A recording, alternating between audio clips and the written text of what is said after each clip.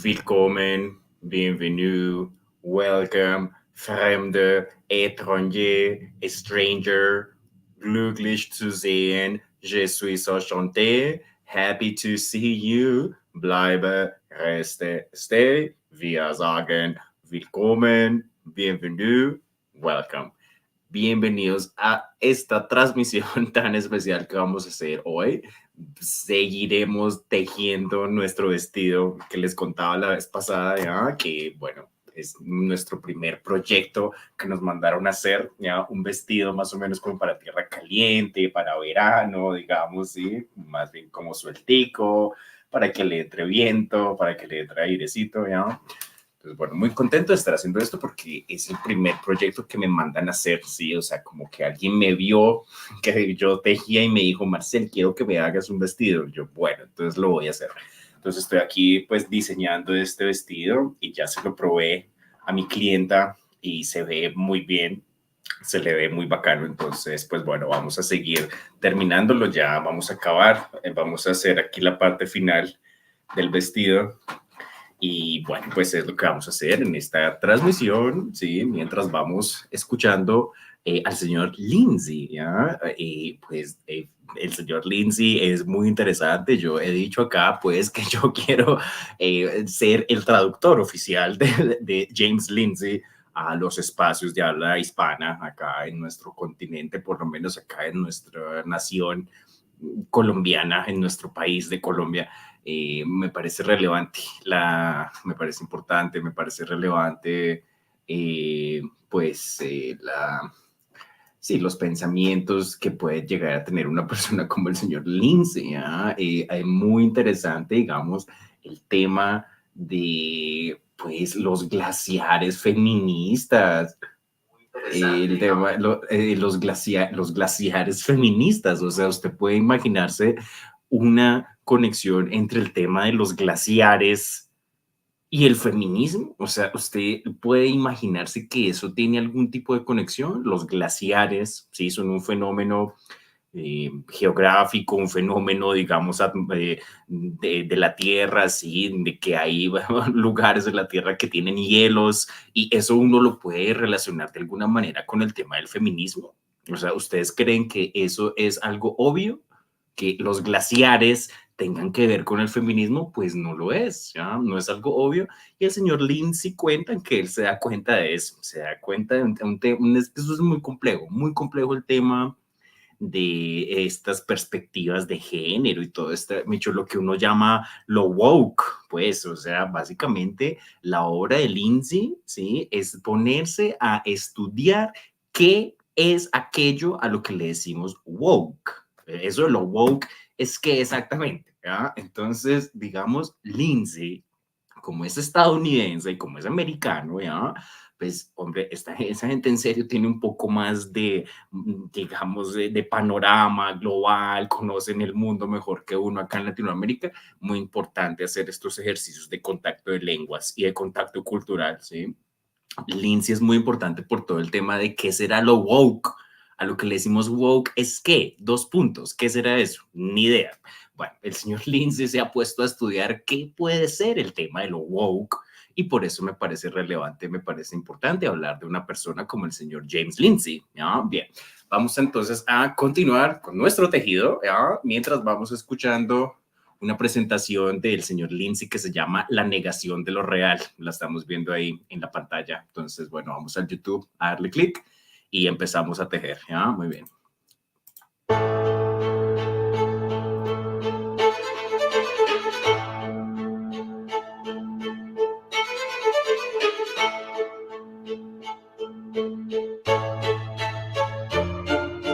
Thank you all for coming. I'm very grateful to be back here in Arizona with you all. I was here in June and felt very warmly received, feeling very warmly received so far, so thank you. So my 3 lectures at this Mere Simulacrity conference have actually a running theme, and the theme is the kind of like a sub-conference. I'm just doing my own thing. And it's called The Secret Religions of the West. And so now that he's left the room, I want you to all take a minute to laugh at Mr. O'Fallon behind his back, because what we're going to do in the next hour and a half or so is make Mr. O'Fallon stay up all night writing his talk for tomorrow over again. Unlike last time, I didn't share my notes with him in advance. I thought of it earlier and emailed it to him while he was speaking, which was very kind of me. So the running theme for my 3 lectures that I'm going to be giving in this workshop then is, like I said, the secret religions of the West. And what I want to communicate with that is that the West, what we call the West, has been populated not just by the so-called magisteria of faith and science, as we sometimes refer to them, but also by a set of secret religions, which are more appropriately labeled cults. I don't mean that there have been cults or that there are cults or cults start up. I mean cults have been central to the construction of the West all along. They're huge, they're gigantically influential, and nobody notices them because we don't talk about them. And so we have 3 lectures. I want to try to stay with the mere simulacrity theme, and I'm going to talk about that some in a minute. But the first of these talks is actually titled, if you've looked, it's called Negating the Real. We have to destroy the real if we want to install something fake. You got it, the whole talk. See you. Thank you for coming.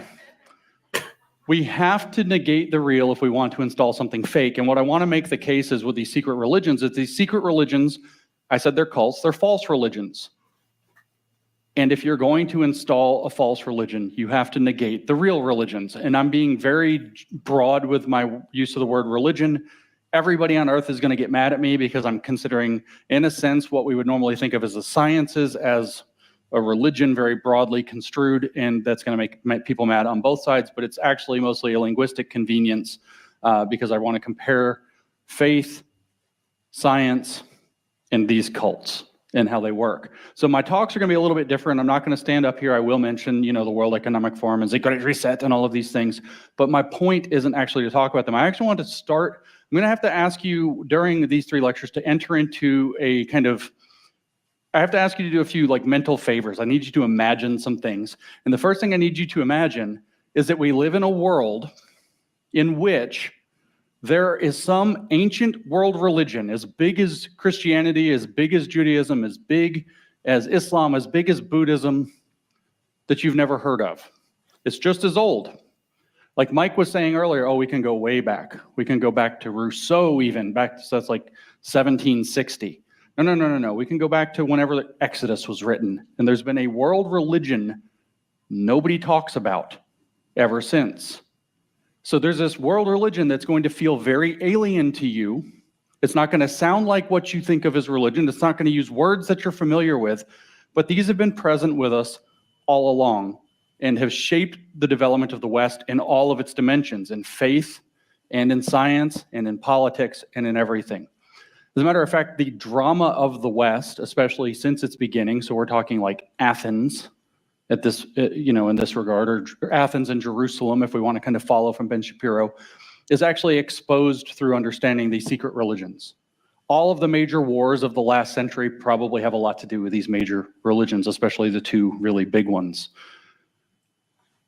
So there are these secret other cult religions that have been central to what's going on in the West all along. They're sometimes called esoteric religions or occult religions.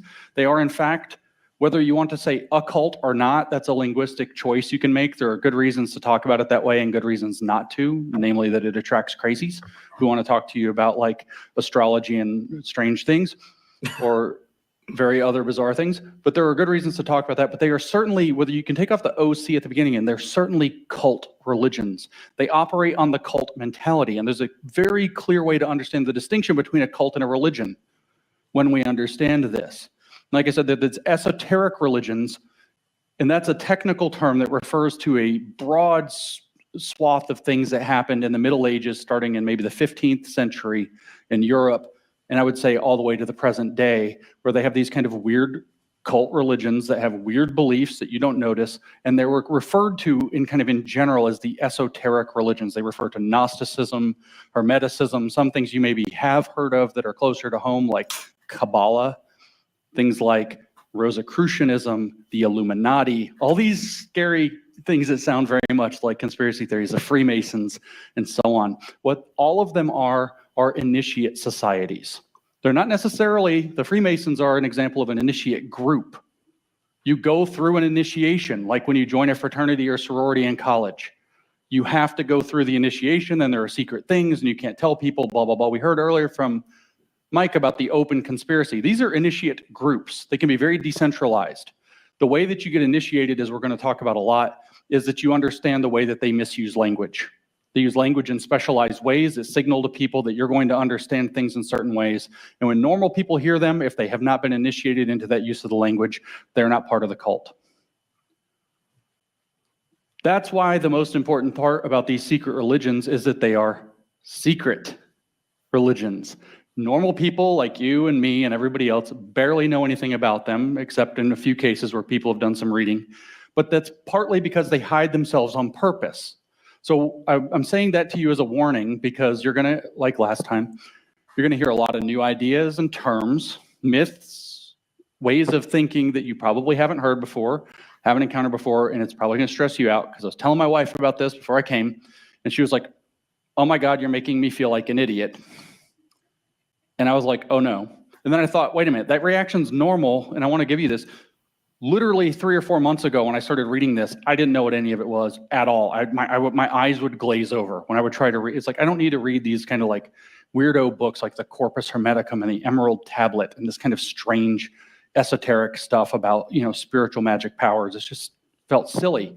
So don't get stressed out. If you get overwhelmed with the terminology, I'm going to try to make it as accessible as possible, but that reaction is normal, because the goal of this talk, or this series of talks, and in a sense part of this conference, is to make it so that these religions, these secret religions, can't keep hiding in the shadows. We have to learn to see them. We have to develop the discernment to pick them out, to pick out when somebody that sounds like they're talking Christianese is actually talking in the esoteric Hermetic language. When they seem like they're talking the Jewish language, that they're actually talking Hermetic language. When they're talking about the science, and we can distinguish science from the science, that the reason that we can distinguish between those is that, in fact, they're speaking in the language of these initiate religions or these secret religions. And the goal is to make that visible for everybody, so they can't hide in the shadows. And when we expose them and understand how they work, they become very, very visible, they become very, very clear, and they become something that we can comprehend and fight and eventually defeat, because they don't have truth on their side. In fact, they can't have truth on their side, and we do. So it's something very important that we have. It will take time, but it only took me a few months to get kind of comfortable with the way they use their language, their weird words that philosophers have used, but we haven't as normal people. So, like I said in the summer when I was here, I encourage you not just to listen to the talk tonight and take notes and all of that, which of course I encourage you to do. I encourage you, when the videos are released, to watch them back. I heard from Pastor Kyle that watching them back on double speed helps for some reason. So before we continue, I've already asked you to imagine that I shouldn't even ask you to imagine. It's just a fact that there have been secret religions in the West that you don't know about. They are, like I said, very old, ancient, in fact, at least 2,500 years old, possibly more. It's unknown how old they are. They lie about that.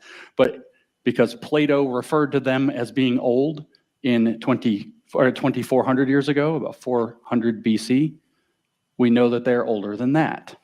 And so they are very old, and they've coexisted alongside this. But so I want you to imagine that this is the case, and you're going to discover extra religions you didn't know exist. So Mike was, I'm not going to call him out, but he was technically wrong when he said we need a new world religion. No, it's a very old world religion in a new set of clothes. That's all it is. But I have to ask you to imagine something else if you want to be able to comprehend these lectures, and that's that you're crazy. I need you to pretend that you're crazy. In fact, that you're megalomaniacal, which is a word I could never say the first time. That you are a person who believes that you've had, not through prayer or, whatever, or suggestion or being called, but literally, like we heard in Andy Woodard's video that he played earlier of the World Economic Forum woman, was it Catherine something? Literally that you believe you've had an encounter with God yourself and been told it's your job to change the world. I need you to pretend that you're crazy. It'll make it a lot easier to understand. But these cult religions, like I said, these secret religions explain the need for there being a conference on mere simulacrity, which refers, as Mike pointed out to you guys earlier, refers to John Baudrillard's philosophy of hyperreality, or this idea of a simulated fake reality. It's because the way these secret religions operate, the way these secret religions hide themselves, the way that they are able to co-opt worldly authority, as we might phrase it, is by creating simulacra of things that actually deserve authority, pretending to be something they're not, and then occupying that space. They pretend to be philosophies, they pretend to be religions, they pretend to be science, and therefore trick people into supporting them. And that happens by generating a fake image of the thing that they're going to occupy, and then moving people out of the real thing into the fake thing. The way that you know if you're in the club is if you understand their language. If you don't understand the language, you're not in the club. So then you're trapped in hyperreality, not knowing what's really happening around you. But if you know the language, you know what's happening, and you're actually using it to manipulate people and to move your agenda forward. So in this talk, it's called negating the real. We need to obliterate reality if we're going to substitute in a fake.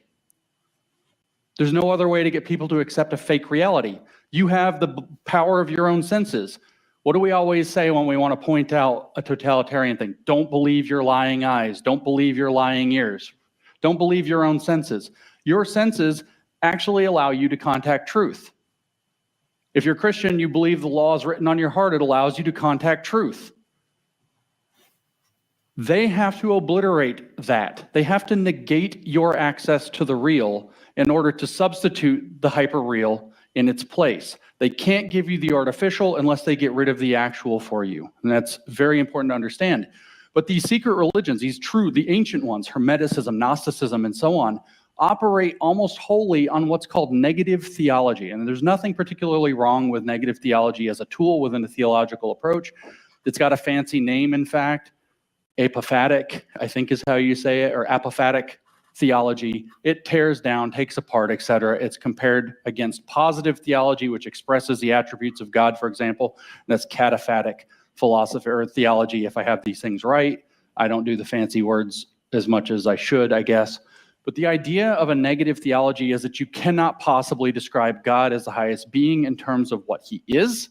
You can only explain him in terms of what he is not. So it's a negative philosophy. Oh, he's good. No, he's better than that.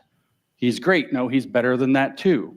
He's the source of, nope, better than that too. Anything you stick to him, not good enough, not big enough. So it's an inability to describe God except by saying what God is not. And these religions rely entirely on negative theology. They use very little or no positive theology.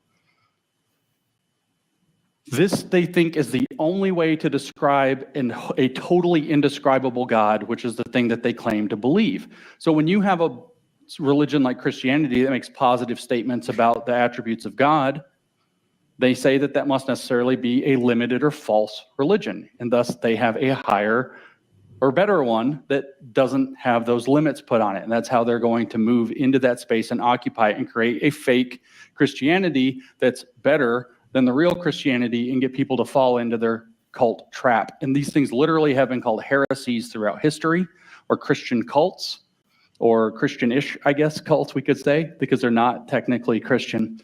I don't want to really talk a lot about theology. I just want to be able to identify these kinds of ideas because negative theology morphed throughout these traditions as the Middle Ages came into the modern era and science and the Enlightenment progressed. They transformed into something that literally got named negative thinking. And another name for negative thinking is critique. And you hear the critique of pure reason, you hear critical theory, you hear Karl Marx say the ruthless criticism of all that exists. That's what they're talking about, and negative thinking. And the negative thinking has evolved into what we would call woke denunciation, if we were being very clear about what woke actually means. If we actually define what woke means, it's a process of knowing how to denounce something in a specific way that allegedly announces the possibility for something different without ever having to say what it is. And you'll notice that's what woke stuff is. That's racist. What are we supposed to do about it? Give me power. I don't know. They never have to make a positive argument. They only make a negative argument about how everything you can possibly conceive of is bad in some way. It's a denunciation. And the Brazilian educator, the Marxist Paulo Freire, said that what you do when you have a critical consciousness, when you learn to do negative thinking, is that you denounce in a way that automatically announces the possibility of something different, which you never actually have to articulate. And that's what I want you guys to understand is how it operates. It's very important that they never actually make a positive argument for their own position. They only make negative arguments against yours and make it so that everybody's confused and thinks, well, whatever we're doing now is bad, we have to do something, and they have something that's contained in give them power. And that's basically the way their magic or their sorcery, those are words Mike used earlier, I'm going to use them a lot, actually work. To understand this idea of simulacrity, we have to understand the name of the conference. We have to understand mere simulacrity refers to the concept of simulacrum. Mike made it easy by actually going through Baudrillard for me earlier. I'm sure my friend that runs my local distance will go over Baudrillard quite a bit tomorrow. But the title of the conference, Mere Simulacrity, is obviously riffing off of C.S. Lewis's Mere Christianity. But instead of having a mere Christianity, now we have a mere imposter, a mere fake, a mere counterfeit. And so we're playing off of that. But I want to be very positive about Baudrillard, even though he was technically an anti-capitalist postmodern philosopher. I want to say that what he was giving were warnings. I'm not going to rescue the guy's reputation as a character in history. He hated capitalism, etc. I just want to say that he was issuing warnings about this hyper-real situation, and I don't think his warnings actually were as far as they should have gone, because he was attacking the capitalist image-making, the advertising industry, the media industry, and its ability to create images and keep people operating within the capitalist frame. And I don't think that his warnings were applied where they needed to be, but he was making warnings, which is that we can become detached from the real and end up in, we even heard from Mike earlier, reading straight from simulacra and simulation, that you can end up in the sorcerer's zone, or the range of sorcery. That was a third of the 4 stages that Mike went through when he went through Baudrillard's concept of the development of a simulacrum. The wizard's circle is another way to phrase it. And you can become stuck there. He said it was due to advertising and the capitalist nature of the world and keeping people consumers and all of these things, and especially the media apparatus. But his warning is poignant. It just happens to point at his team. And so the way that this is actually going to work, the short version of this lecture, is that these occult, esoteric, secret religions of the West have to displace their competitors in order to occupy the space that they fill. Faith fills a space in people's life. Science fills a space in people's life. If you want to get your occult nonsense in that place, you have to make people step into your space that looks like it. That's the way that it works. So you create a simulacrum of the space. I think my microphone's popping in my pocket, and I don't know what to do about that. We'll figure it out if it keeps doing it. You have to create a counterfeit and then subvert the real thing so that people want to move away from it while making your thing look better in some way, more attractive. It's like a con game. Do you guys know what a con man is? Do you know what the con in con man is? Oh, they did a con, right? What is a con? It's a confidence game. That's actually short for confidence man. Somebody that builds up confidence, your confidence, so they can take advantage of it illegitimately to screw you over. And so what we're dealing with here, in some sense, if we want to be generous and call these secret religions or philosophies, is that they're confidence religions or confidence philosophies. They operate on what we might call, as my one friend Mike Nana calls them, confidence epistemology. They come out and they build up confidence in the same way a con man builds up confidence in his product, gets you sucked in, and you buy into the confidence that's being projected by the person doing it. This is the cult or guru process. And it's a parasitic operation almost always. It latches onto something real, replaces true authority with false authority. All religious metaphors immediately apply correctly. I'll let you go to them. It constructs a false authority that it lures people into. And how that works as a parasite is the theme of the second talk, and its actual operations is the theme of my third talk I'll give a couple days. So as far as simulacra go, when we talk about John Baudrillard and the relevance of the concept of a simulacrum, like Mike said earlier, it's a copy of a thing. In fact, it's a copy that you are increasingly losing relevance to the original. You can't figure out necessarily where it came from. So a knockoff Rolex is a simulacrum of a real Rolex. Now, if we're in China, you might have a knockoff of the knockoff or a knockoff of the knockoff of the knockoff. And sooner or later, Rolex is spelled with like an L because their English isn't so good. And you see these things. I mean, I saw Harley Davidson motorcycles advertised in the mall in Beijing. And sooner or later, you start to lose any resemblance to the original. And then that's what John Baudrillard was warning about, is a full-blown simulacra. There are lots of examples, but it's a copy of a copy of a copy of a copy until the original is lost. You have a document, you run it through the copy machine, it gets a little fuzzy. You run it through the copy through the copy machine, it gets a little fuzzier again and again and again and again until you can't read it, is a sense. I mentioned, my friend Wokel Distance, who's here and is going to speak tomorrow, and his strawberries. Mike tempted you with Wokel's strawberries. That's kind of the name of this metaphor.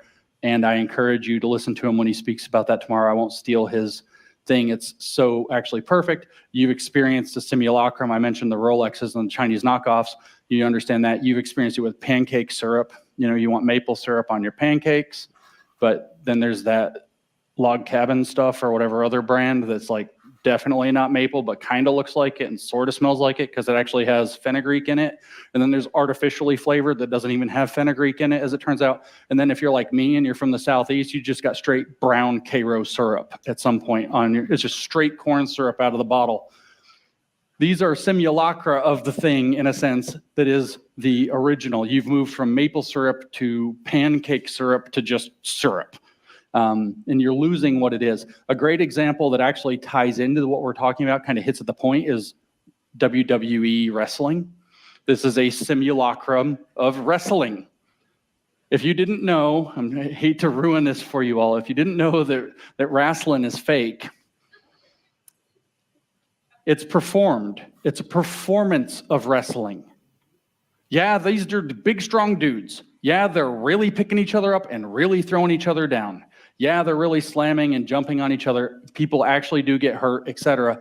But it's a performance that is mostly or often entirely scripted, or at least the outcomes of the matches are scripted. It's a performance of wrestling. And I bring up the idea of performance or performativity because that's what we have. We have people performing as, say, public health officials or CDC directors. We have communists performing as pastors and priests. That's called liberation theology. We have communists performing as college professors. We had a communist performing as a college professor by the name of Judith Butler, who said, wow, I'm a lesbian. I don't really feel like I fit into the female mold. I must be performing my gender in the same way that the WWF people, or WWE, I just told my age, are doing performance of wrestling. Bien, escuchamos ahí al señor Lindsay mencionando a Butler, ¿ok? Judith Butler, sí. Entonces ahí el señor Lindsay está hablando de que estas religiones secretas del Occidente ya hacen una especie de simulacro de las cosas que tenemos en la realidad, ¿sí? Y entonces hace un ejemplo con el tema del wrestling, ¿no? Que es el tema de la lucha libre y Evan McGregor y todo eso. Pues es la escena de Pulp Fiction. Es la escena de Pulp Fiction en la cual Marcellus Wallace está hablando con Butch, ¿ok? Le está diciendo que en el quinto se tiene que caer, pues, o sea, como que la pelea ya está arreglada, ¿sí? Que hay una plata, hay una apuesta en esa pelea y que él tiene que caer en el quinto golpe. Le está diciendo a Butch, aquí está tu dinero, mira, te pago, pero usted en el quinto golpe tiene que caer, ¿ya? Entonces, Pulp Fiction se trata de que Butch pues no sigue el libreto, ¿ya? Y al final le toca huir, le toca pues irse porque no quiso caer en el quinto golpe, ¿ya? Porque todo es scripted, ¿ya? Todo es libreteado, ¿ya? Entonces, ese es un ejemplo del tema del simulacro y no sé qué, bueno, el tema de los wrestlings, ¿ok? Otro ejemplo que al señor Lindsay, digamos, otra analogía que hace es el tema de Butler, exactamente, Judith Butler, que dice que ella, siendo lesbiana, no se siente como una mujer y que por tal razón está haciendo un performance, ¿ok? Un performance de su género y entonces que uno puede performar el género y uno si es hombre puede actuar como mujer o si es mujer actúa como hombre porque no existe el sexo, no existe el género, es cualquier cosa que tú digas, un relativismo extremo muy propio de estas corrientes posmodernas, digamos, ahí lo está diciendo el señor Lindsay. Señora Butler, dijimos que había leído Kafka y dijo, wow, Kafka aquí está escribiendo sobre el transgenerismo, sobre el tema trans, y que por eso tenemos a las editoriales arrodilladas hoy en día traduciendo la metamorfosis de Franz Kafka por la transformación. Les abonamos el jueguito de palabras porque ahí dice trans, ¿ya? Transformación. Entonces ahora, wow, hoy en día las editoriales ya traducen a Kafka, ya lo traducen así, llegamos al futuro, pues, o sea, está la transformación en vez de la metamorfosis, ¿ya? Entonces que Judith Butler lee en Kafka su tema transgénero y en fin, y que cualquier cosa es cualquier cosa, ¿sí? Hacemos un simulacro de lo que debe ser un hombre, un simulacro de lo que debe ser una mujer. Y pues nada, eso digamos del señor Lindsay, él ahí lo que está diciendo es que eso son religiones esotéricas, ocultas, cultos muy antiguos que han estado siempre en este occidente que vamos pasando allá, que algunos posmodernos nos quieren decir que ya no somos el occidente, que somos algo así como más allá del occidente. Por eso el tema de los Juegos Olímpicos. ¿Ustedes qué creen que es ese tema de la última cena en París, la representación que se hizo en la apertura de los Juegos Olímpicos? Es exactamente eso. A nadie debería sorprenderle eso que pasó allá en los Olímpicos, ¿sí? Porque es que de Francia es Michel Foucault. Ok, de Francia es Jacques Derrida. Bueno, ese era argelino, pero igual tenía que ver con el mundo parisino. Foucault, Lacan, Derrida, Beauvoir, Sartre, todos estos pensadores de habla francesa, todos estos son los posmodernos que nos dicen que el occidente ya no es nada, que estamos más allá de la modernidad, más allá del occidente, y entonces por eso los símbolos importantes del occidente, por ejemplo, la última cena, a burlarse de eso, a burlarse de la última cena, porque como ya no somos el occidente, a nadie debería sorprenderle eso, es que esos son franceses, son parisinos, y son intelectuales, son los pensadores, wow. Y entonces las academias americanas, estadounidenses, leyendo a Foucault, el poderoso Foucault, y Judith Butler no hacía sino leer Foucault también, ¿ya? Bueno, muy bien, sigamos observando a Lindsay, ¿ya? And this is kind of the point, is that they expand the concept of what wrestling means, or in this case, gender, expands and expands and expands to where it becomes totally constructed, totally performative in their minds, and then they negate the real thing. Sex isn't real. Gender identity is more real. And that's a big shift. A big shift. We're going to negate sex. Judith Butler herself said, well, if gender is constructed, maybe sex is constructed, and she started it. Queer theory for 30 years since or 40 years since has done nothing but try to break it down. Oh, it's your sex assigned at birth. It's just something some medical authority called a doctor said. It's not real. And then they get really perverse and weird with you. They're like, oh, if you say that sex is real, you're obsessed with genitals now. So you see what I'm saying? They create the fake thing, which is gender identity. They denigrate the real thing, which is biological sex. And when you try to defend it, they denigrate you by saying you're a pervert for talking about genitals so that you will want to get away from that and occupy the constructed space. That's the negation of the real, and that's how these secret religions of the West work. Here's another more religious example. I've mentioned Gnosticism. Bien, otro ejemplo, ok, otro ejemplo que está dando ahí Lindsay sobre cómo estas religiones secretas del occidente niegan la realidad para ponernos un simulacro de esa realidad, ¿sí?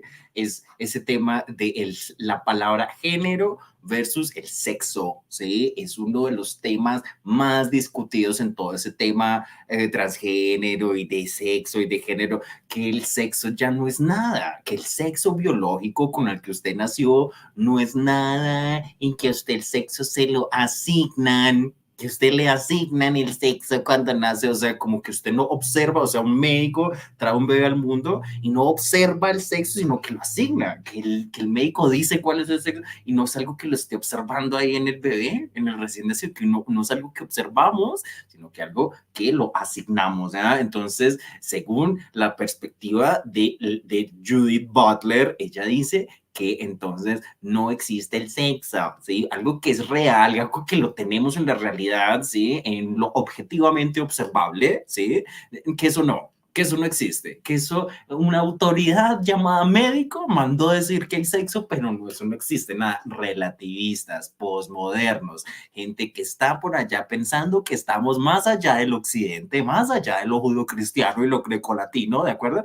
Entonces que el sexo no es nada y que el género, ok, entonces el género sí, claro, el género sí es una cosa que tú la performas, tú haces un performance de tu género y en fin, me choca el sexo, la biología, el tema biológico, el tema sexual, eso es irrelevante para todas estas posturas postmodernas, digamos, ¿no? Entonces, pues bueno, un ejemplo muy importante como Judith Butler confunde el tema de sexo versus género, ¿ya? Que el género, que uno puede performar su género, ¿verdad? Que el sexo biológico no existe.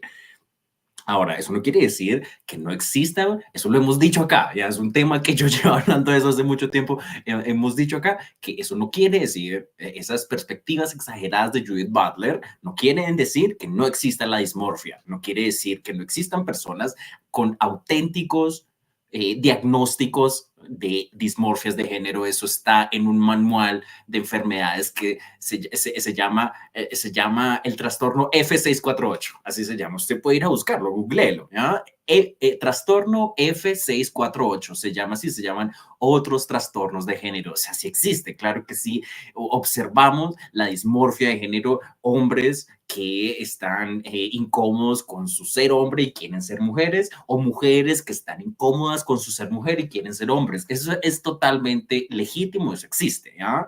Pero eso no es lo mismo que esta negación del sexo biológico que hacen personas como Judith Butler y todos los que leen a Judith Butler de ahí para abajo. ¿Sí? Aquí hay un personaje público en Colombia que se llama Matilde, ¿sí? Y sale en entrevistas diciendo Judith Butler para arriba, Judith Butler para abajo. Bueno, vamos a mirar, a ver. And Hermeticism, I'm going to withhold most of the Hermetic creation myth for the moment. We'll talk about that in another one of the talks, because if I do all the creation myths, it's too long. But I want to tell you just a taste of what the Gnostic creation myth is. Gnostic is complicated. There are three, at least, very distinct meanings of the word. I'm not going to point in it too much, but there's actually a Gnostic belief that latched onto Christianity, and it interprets the story in Genesis that there's actually a indescribable greater God behind the God that's the character in Genesis that creates the world. The creator of the world in the Gnostic myth is actually the demiurge, which is from the Greek demiurgos, which means artisan, builder. And it turns out in the Gnostic creation myth, the thing that you recognize as God in Genesis and throughout the Bible is a demon, an evil demon, as a matter of fact, that created the world specifically as a prison to trap humanity, keep humanity from realizing he is what he really is, which is as God or just God, and thus to do that by keeping him ignorant of the nature of the true higher God behind the fake God that's imprisoning everybody. And so when this creation myth, when the serpent whispers to Eve in the garden in Genesis chapter 3, the serpent's telling the truth. And Lucifer becomes the first savior. And Christ becomes a character in this story, another savior that just comes along to reiterate the same story. And so Christ in their simulation becomes equivalent to Lucifer, except Lucifer was the first and the highest. That is a simulacrum of Christianity.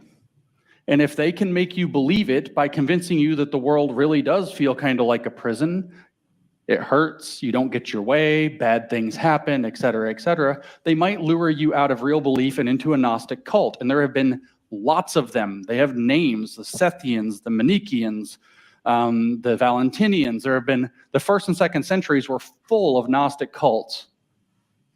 So it works. It lures people in. Being becomes a prison constructed by an evil God that you think is God, and you therefore don't know the full real truth, but they do. That's the psychology they play. The Hermetic idea has the Hermetic one, we're not going to go into the whole thing with the creation myth, is that Christ was really just a Hermetic. He was just another wizard in their Hermetic alchemy pantheon. He's just another one of their high-level attained people. He was a mystic in theirs. He's not actually the Son of God. He's just a high-level Buddha, as it were. And so actually, if you believe in Christ, you actually are already one of them. You just don't know the whole truth. And that's the way that they get you. And now you're off believing silly things, or dangerous things, or heretical things, but most importantly, counterfeit things. In general, the idea is that you extrapolate out from what people are talking about, whether it's reality, whether it's scripture, whatever it is, extrapolate out and out and out until the original, the real, the authentic is lost. And all that's left is the fiction that they created and made to seem more attractive for bad reasons. Like gender identity being a fiction that replaces sex, which is a reality. That's why this conference is about mere simulacrity, and that's why these talks about the secret religions are about mere simulacrity. There are simulacra of two key institutions, and thus everything that follows from them. Those are faith and reason. Faith as an institution, reason as an institution. We're very abstract at this point.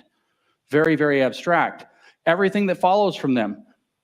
There are false churches as a result of faith, false seminaries as a result of faith. There are false CDCs, FDAs, FBIs, SBCs, PCAs, false Vaticans, et cetera, et cetera, et cetera. And then when I say that faith and reason are these two great big institutions, I want you to bear in mind, just this is an oversimplification. These are linguistic placeholders so that I can kind of give you three conceptual worlds and compare and contrast it against them. Don't take it all too literally. But what we have is this creation of the science, this fake science, and we have this creation of mere simulacrity in the place of Christianity or whatever other faith. And the reason is because faith and science describe two broad sets of relationships to truth. Faith and reason are not identical things, but they can hold hands. And my argument through these three lectures is that when they hold hands in a sense or shake hands, good things happen. When they stop, when they get turned against one another, when they lose track of what they're supposed to be, they lose the way. This third entity, gnosis, Gnosticism, in one form or another creeps in. The secret religions of the West do not operate on reason, they are not philosophy, and they are not science. They do not operate on faith. They operate on something different. They operate on something called gnosis, which is a Greek word that means absolute knowledge. It's special knowledge, revealed knowledge, the kind of knowledge that you get by having a... Bien, otra idea importante que está diciendo Lindsay ahí, ¿sí? Es que efectivamente, ¿no? Entonces que hay unas religiones secretas en el Occidente, aparte del cristianismo y sus corrientes católicas, protestantes, ortodoxas, coptas, todo. Entonces que hay eso y que hay unas religiones ocultas que están intentando hacer un simulacro de lo que es verdaderamente el mundo cristiano, ¿ya? Entonces el mundo cristiano se basa en dos instituciones muy importantes que son la fe y la razón, ¿sí? Eso ahí ya estamos en unas discusiones muy abstractas y muy teológicas, en fin. Entonces, dos conceptos importantes para el mundo cristiano, el mundo judeo-cristiano, grecolatino, el Occidente, que todavía estamos viviendo, ¿ya? Se basan en dos cosas muy importantes, que son la fe y la razón, ¿ya? Una discusión de hace siglos llevamos, desde hace muchos siglos llevamos en las tensiones que tiene la fe y la razón, ¿sí? Pero esa tensión entre fe y razón es básicamente todo nuestro mundo occidental, es eso. Así Colombia, así nuestros países latinoamericanos pertenezcan al tercer mundo, hacemos parte del mismo mundo, ¿ya? Ahí se divide entre primero, segundo y tercero, pero es lo mismo, ¿ya? Es el mismo. Económicamente de pronto no, no hay tanta igualdad económica, pero culturalmente somos el mismo, nos imaginamos las mismas cosas.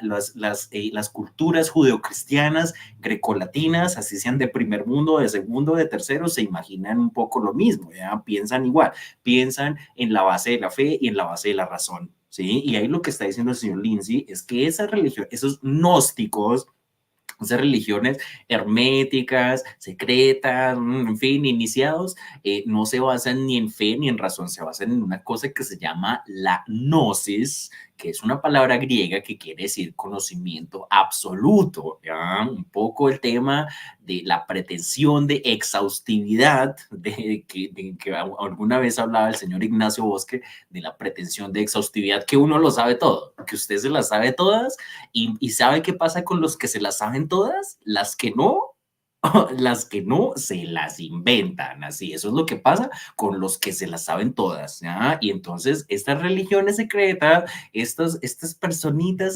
mirando las estrellas diciendo, mira, ahí hay un cangrejo, ¿ya? ¿Ok? Entonces ellos no se basan ni en fe ni en razón, se basan en el tema de la gnosis, que ellos conocen todo, que eso es conocimiento absoluto, ¿ya? Es para que nos pongamos a pensar bien. An alleged encounter with God. Just to disambiguate, though, there are three big meanings of the word Gnostic. I got to clarify those a little bit. There's the big G, I guess, Gnostic, if you want, and that's the kind of background, secret, esoteric faith Gnosticism. That's a very old line of thought that basically being is a prison, it was constructed by an evil demon, blah, blah, blah. There's a capital G, regular capital G Gnostic, which refers to when the Christian story or sometimes the Jewish story gets hammered into that. The thing I just did with Genesis is the regular capital G Gnostic. And it very specifically, actually, capital G Gnosticism refers to the Christian cults, primarily in the 1st and 2nd centuries. That's a little bit of an unfortunate linguistic choice that was made by some of our forefathers because it makes this difficult. Then there's small g, lowercase g, like just a concept, not a proper noun, Gnostic. And what that means is, like I said, revealed and secret absolute knowledge, awareness of an absolute truth that's been revealed to you, kind of like our friend from the World Economic Forum we heard from earlier. So I have a copy of a book that is one of the religious texts of Hermeticism. It's called the Corpus Hermeticum, the body of the Hermetic faith. It originally had 17 books. 2 or 3 of those have been lost to history. We don't know what they say. I'm sure it's a coincidence. There are 17 books and 17 Sustainable Development Goals and 17 contradictions of capitalism identified by Karl Marx. I'm sure that's a coincidence. 17 generative themes identified by Paulo Freire to conscientize somebody. I'm sure it's a coincidence.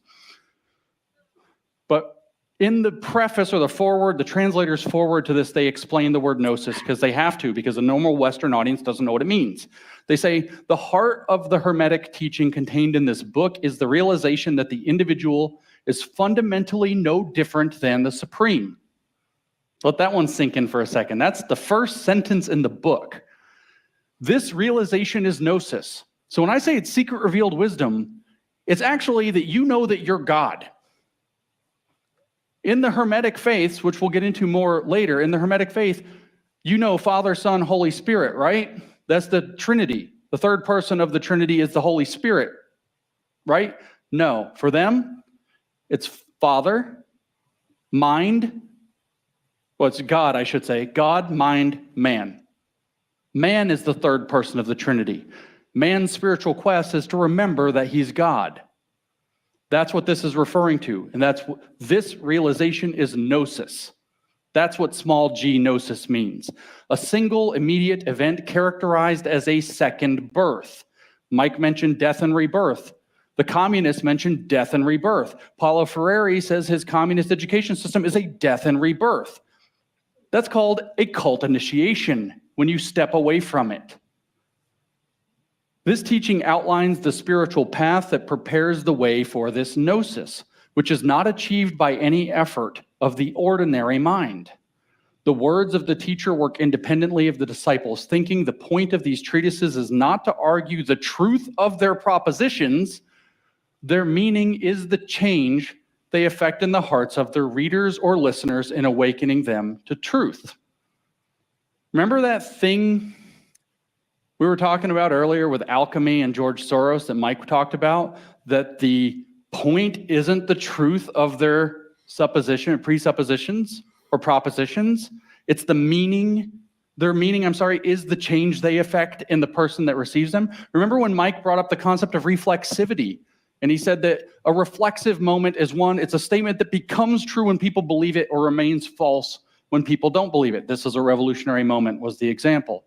If we all believe that, we charge out into the street and J6 ourselves, maybe it wasn't such a good revolutionary moment, but you know what I mean. If none of us believe it, we all sit in our chairs and you guys think I'm crazy for saying it. That's reflexivity. That's what this gnosis is, in their own words, in the first paragraph of their book. And so, of course, just to repeat George Soros' definition of alchemy, scientific method seeks to understand things as they are. In other words, the truth of the propositions, while alchemy seeks to bring about a desired state of affairs. Their meaning is the change they effect in the hearts of their readers or listeners. To put it another way, in George Soros' words, the primary objective of science is truth, that of alchemy, operational success. It's the same thing.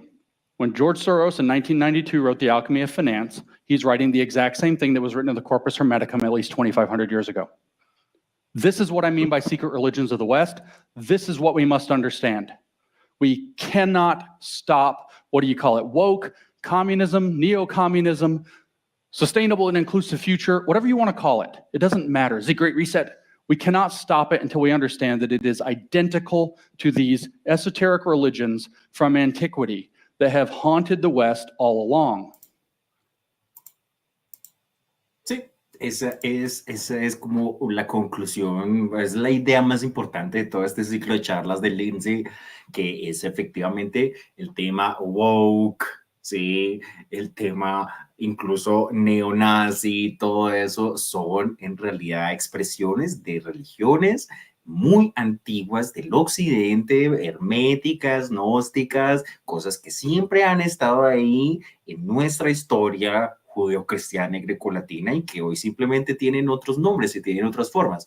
Es muy interesante ahí, la menciona Soros, pues el señor George Soros, que, bueno, pues imagínense que hay un neobanco, ¿sí? Unos argentinos que se llaman Walla. Entonces, Walla lo fundó un señor que se llama Pier Paolo Barbieri, pues de esos argentinos de hijos de italianos, ¿sí? Entonces, el señor Pier Paolo Barbieri salió en una entrevista diciendo que Walla está financiado por Soros, pues, o sea, Walla tiene financiación de George Soros, ¿ya? Entonces, uno dice, wow, es increíble, o sea, esa gente, uno no se imagina los lugares en los que estarían metidas esas ideas, y ahí el señor Lindsay está diciendo que Soros, en el año de 1992, escribió un libro que se llama La alquimia de las finanzas, así, la alquimia de las finanzas, y que él ahí en ese libro está haciendo referencia a un libro que se llama El Corpus Hermeticum, una cosa ahí esotérica, antigua, en fin, ahí que Soros está ahí reformulando eso.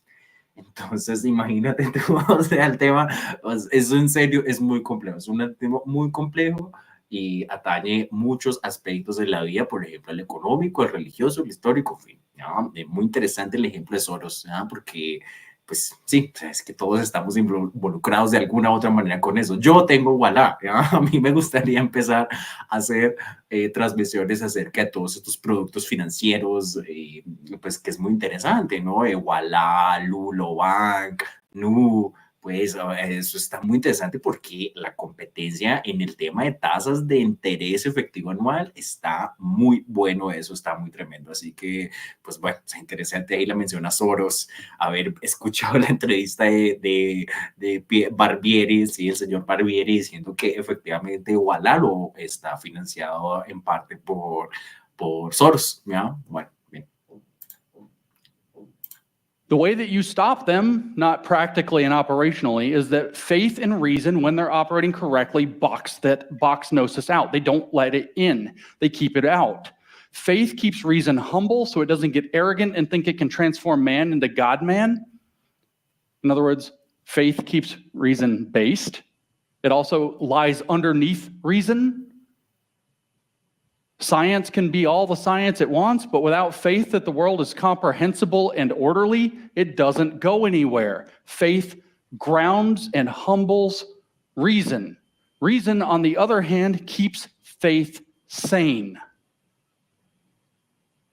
A long time ago, Sam Harris said that the only difference, he was criticizing religion a bit unfairly. He said that, if George Bush had come on, it was politically relevant at the time, had come on the TV and said he, had a conversation, we prayed and he had a conversation with God and it moved his heart and he did X, Y, Z, that everybody would say, okay, and they would say that's a good thing. But if he said,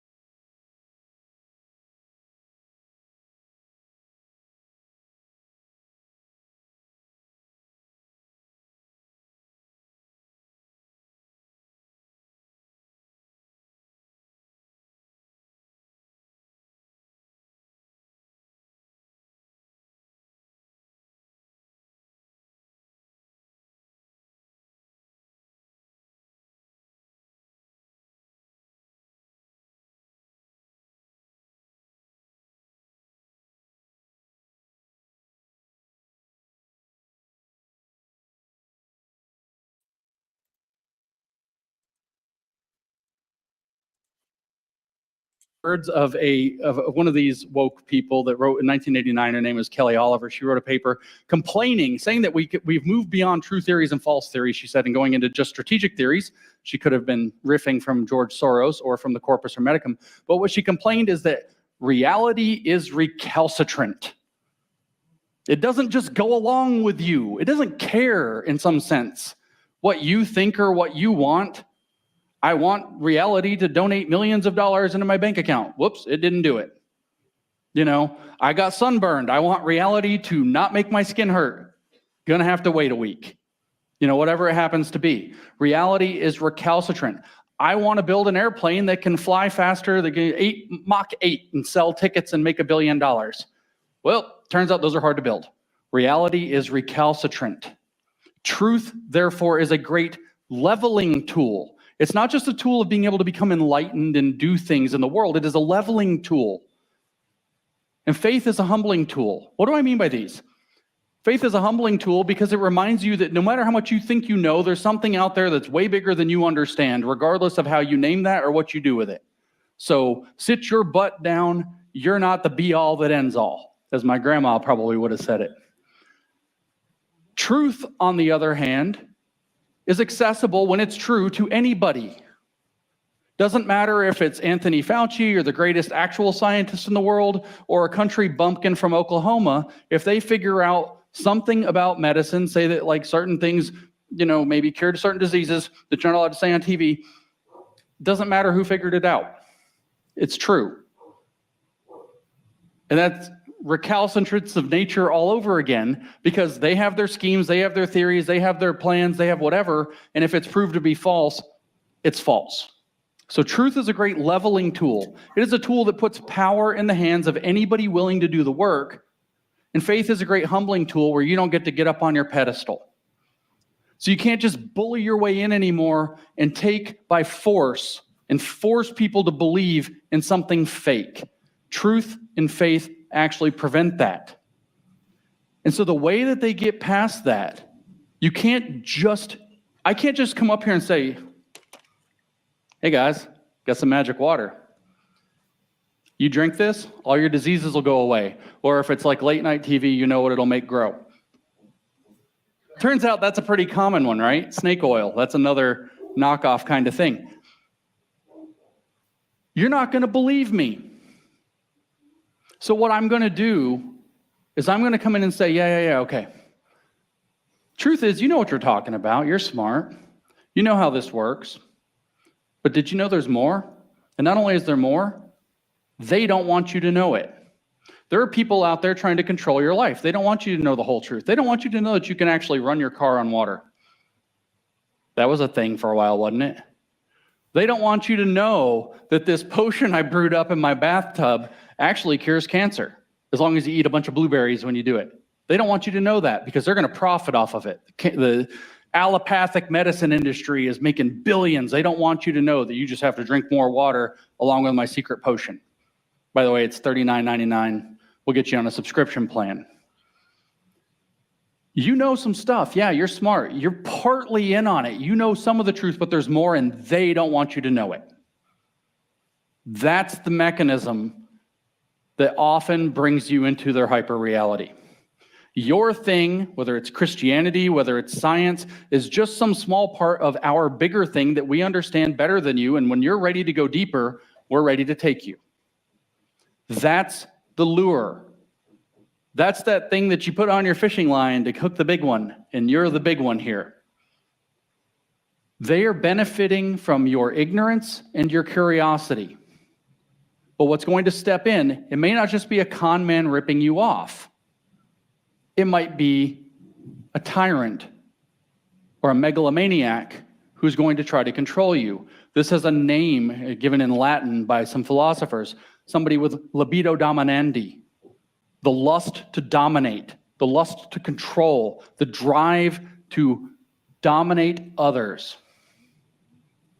So snake oil, we just mentioned that. That's a good example. Allopathic medicine, the medical establishment, the doctor. He doesn't know, he knows a lot, but he doesn't know everything. He thinks a pill and a knife is going to fix everything. But did you know that if you come to my place and I stick a bunch of needles in you and I pay you a lot of money, even though I didn't actually do anything but learn that on the internet, that you can cure all of your diseases and more through this made-up acupuncture I made up? Allopathic medicine has its place, but it's limited. I have alternative medicine. And I could, maybe some of that's legit, maybe it's not, but I can sell you on some snake oil pretty quick. What about critical race theory? Oh, you think you understand racism, right? Yeah, you said a racist thing, you did a racist thing, you did this, you did that. Racism's individual, or they passed a law to exclude certain races from doing things. It's institutional. You can't get a job here if you look this way. Yeah, that's individual racism, that's institutional racism, but actually racism's systemic and everybody's complicit in it. Just by upholding the capitalist system, as a matter of fact, you're systemically oppressing other people. You're complicit in a system of racism. You don't even understand it. People can be racist. Yeah, that's a limited understanding of racism. We have a higher level understanding of racism. Come to our DEI training. We'll tell you all about it. Your company needs a consultant. We're $3 million a month. The Gnostic creation myth, which I mentioned earlier. That's a perfect example. A perfect example. Oh yeah, that Christian story, you know, that story in Genesis, way more to it than that.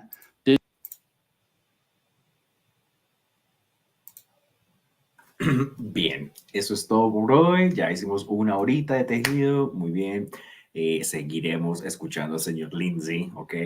Aquí en los espacios donde interactúan lenguas, pueblos, culturas, espacios de habla hispana, de habla inglesa, espacios de tejido, espacios de creatividad, del mero acto de traducir la quinta habilidad del lenguaje.